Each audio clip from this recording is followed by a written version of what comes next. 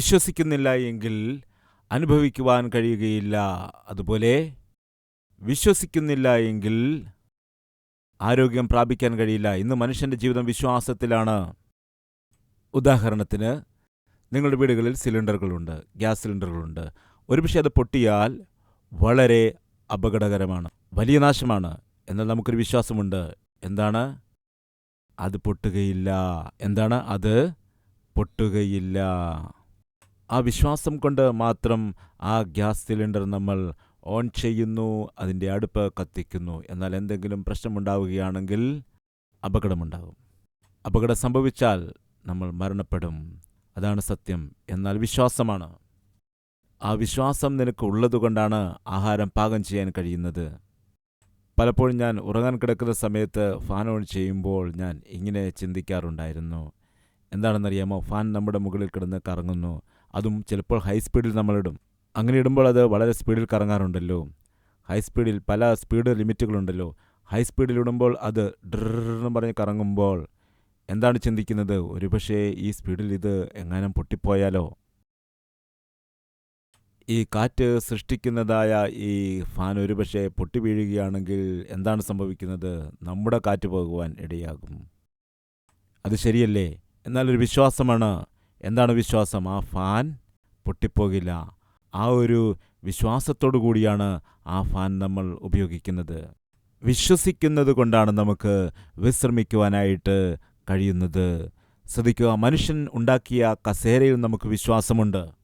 എത്ര അപകടം നിറഞ്ഞതായ ഒരു സിലിണ്ടർ ആണെങ്കിലും അത് പൊട്ടിപ്പോകില്ല എന്നുള്ള ഒരു വിശ്വാസം നമുക്കുണ്ട്. മനുഷ്യൻ ഉണ്ടാക്കിയതായ ബൈക്കിൻ്റെ ബ്രേക്കിൽ നമുക്ക് വിശ്വാസമുണ്ട്. കറങ്ങുന്ന ഫാനിൽ നമുക്ക് വിശ്വാസമുണ്ട്. ഇരിക്കുന്ന കസേരയിൽ നമുക്ക് വിശ്വാസമുണ്ട്. എന്നാൽ എന്നെയും നിന്നെയും സൃഷ്ടിച്ച ദൈവത്തിൽ എന്തുകൊണ്ടാണ് വിശ്വസിക്കാത്തത്? ഒരു നിമിഷം ചിന്തിക്കുക. എന്നെയും നിന്നെയും പ്രാണനെ പോലെ സ്നേഹിക്കുന്ന ആ ദൈവത്തിൽ എന്താണ് വിശ്വസിക്കാത്തത്?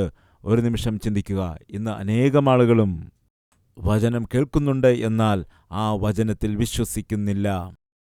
വിശ്വസിക്കാത്തത് കൊണ്ട് എന്താണ് ഉണ്ടാകുന്നത്?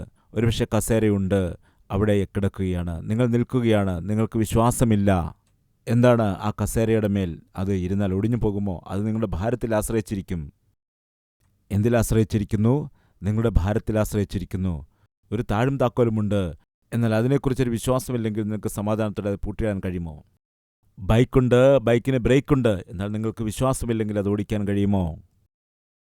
ഫാനുണ്ട്, അത് നന്നായി കറങ്ങും, എന്നാൽ വിശ്വാസമില്ലെങ്കിൽ അത് ഓൺ ചെയ്യാൻ കഴിയുമോ? വിശ്വാസമില്ലെങ്കിൽ സ്വസ്ഥത ലഭിക്കുകയില്ല. നിങ്ങളുടെ ജീവിതത്തിൽ കർത്താവായ യേശുവിൽ വിശ്വസിക്കുന്നില്ലെങ്കിൽ നിനക്ക് സ്വസ്ഥത ലഭിക്കുകയില്ല. 12 സംവത്സരമായിട്ട് രക്തസ്രാവത്താൽ ഭാരപ്പെട്ടിരുന്ന സ്ത്രീ എത്രയോ ചികിത്സകൾ ചെയ്തു, എത്രയോ വൈദ്യന്മാരുടെ അരികിൽ പോയി, എന്നിട്ടും രോഗത്തിന് കുറവുണ്ടായില്ല. ജീവിതത്തോട് തന്നെ വെറുപ്പുണ്ടായ സമയത്ത്, ജീവിതത്തോട് തന്നെ വിരക്തി ഉണ്ടായതായ സമയത്ത് ആരോ പറഞ്ഞു, കർത്താവായ യേശുക്രിസ്തു രോഗികളെ സൗഖ്യമാക്കുന്നു എന്ന്. അവൻ കുഷ്ഠരോഗികളെ സൗഖ്യമാക്കുന്നു, അന്ധന്മാർക്ക് കാഴ്ച കൊടുക്കുന്നു, ചെകിടന്മാർക്ക് കേൾവി കൊടുക്കുന്നു, പാപികളെ വിടുവിക്കുന്നു, മരിച്ചവരെ ഉയർത്തെഴുന്നേൽപ്പിക്കുന്നു. അവൻ ലോകരക്ഷകനായ ദൈവമാണ് എന്ന് ആരോ കേട്ടതായ കാര്യം ആ സഹോദരി വിശ്വസിച്ചു. അവൾ കേട്ട് അത് വിശ്വസിച്ചു. അതുകൊണ്ട് അവൾ കടന്നുവന്ന് യേശുവിൻ്റെ വസ്ത്രത്തിൻ്റെ തൊങ്ങലിൽ മുട്ടി. അപ്പോൾ ആ ക്ഷണം തന്നെ അവൾക്ക് സൗഖ്യം ലഭിച്ചു. 12 സംവത്സരമായിട്ട് രക്തസ്രാവം പിടിപെട്ട് ഉള്ളത് മുഴുവനും ചികിത്സയ്ക്കായി ചെലവഴിച്ച ഒരു സ്ത്രീ യേശു കർത്താവ് സൗഖ്യമാക്കുമെന്നുള്ള കാര്യം വിശ്വസിച്ചു. വിശ്വാസം എന്താണ് ചെയ്തത്? അവളെ സൗഖ്യപ്പെടുത്തി. ആ പാവപ്പെട്ട മാതാവ് അവർ കിടന്നുറങ്ങിയ സമയത്ത് വീട്ടിൽ കവർച്ച നടന്നു. അവർക്കുണ്ടായിരുന്നതായ അല്പം സ്വർണം, അല്പം പണം, അത് കള്ളന്മാർ തട്ടിക്കൊണ്ടുപോയി. ആ ഒരു സംഭവം നടന്നതിന് ശേഷം അവർ ആ പ്രദേശത്ത് ഭരണം നടത്തിക്കൊണ്ടിരുന്നതായ അവിടുത്തെ ഒരു സുൽത്താൻ ഉണ്ടായിരുന്നു. ആ സുൽത്താൻ്റെ അരികിൽ ചെന്ന് പരാതിപ്പെട്ടു. എൻ്റെ സ്വർണമെല്ലാം കള്ളന്മാർ കൊണ്ടുപോയി എന്ന് പറഞ്ഞു.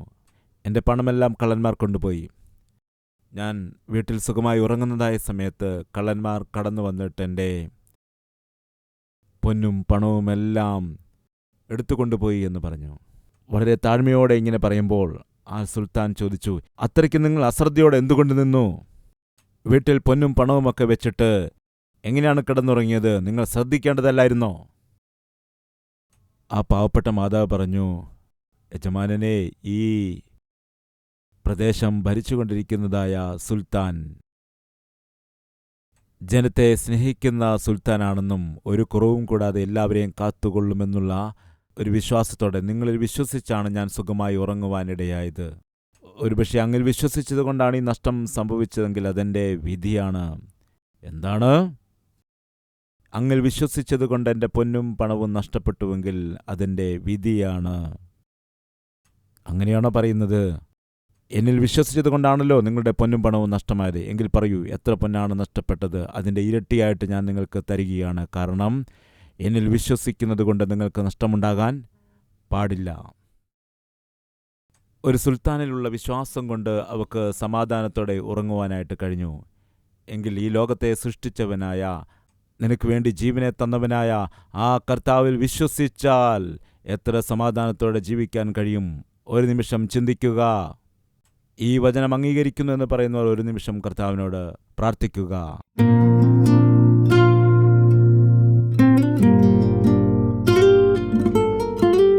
പരിശുദ്ധനായ ഞങ്ങളുടെ പിതാവേ,